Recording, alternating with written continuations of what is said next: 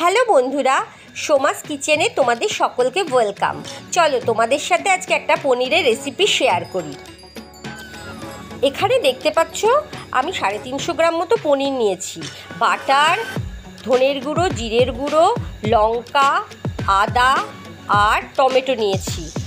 এবার বাটারটা কড়াইয়ে দিয়ে তার মধ্যে যে পনিরগুলোকে পিস পিস করে রেখেছিলাম সেগুলো ছেড়ে দিচ্ছি। তার মধ্যে একটু লবণ, হলুদ আর লঙ্কার গুঁড়ো মাখিয়ে দিয়ে ভালো করে ভেজে নেব। এবার পনিরগুলোকে একটা পাত্রে তুলে রাখবো।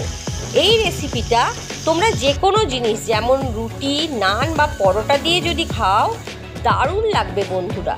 একবার বাড়িতে বানিয়ে দেখো। চলো এবার আমি রান্নাটা দেখাই তোমাদেরকে কিভাবে করছি। এই যে ভাজা পনিরগুলো তুলে রেখেছি। এবার কড়াইয়ে বেশ কিছুটা তেল নিলাম, তাতে গোটা গরম মশলা আর শুকনো লঙ্কা দিয়ে দিলাম।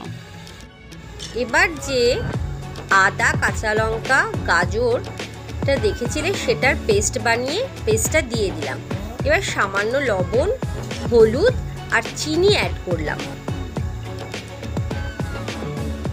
এবার যে 3টে টমেটো ছিল সেই টমেটোগুলোকে ভালো করে পেস্ট করে এর মধ্যে দিয়ে দিলাম।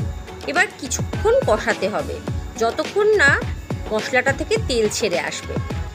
বন্ধুরা, আমার এটা নিরামিষ আইটেম বলে আমি এখানে গাজরের পেস্ট দিয়েছিলাম। তোমরা চাইলে পেঁয়াজের পেস্ট দিতে পারো, তাহলে স্বাদটা আরও ভালো হবে।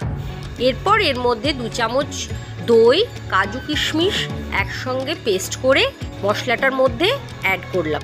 এরপর সামান্য কিছুটা জল অ্যাড করলাম গ্রেভিটাকে বাড়ানোর জন্য। গ্রেভিটা যখন খুব ভালো করে ফুটে উঠলো তখন আমি ভাজা পনিরগুলোকে অ্যাড করে দিলাম।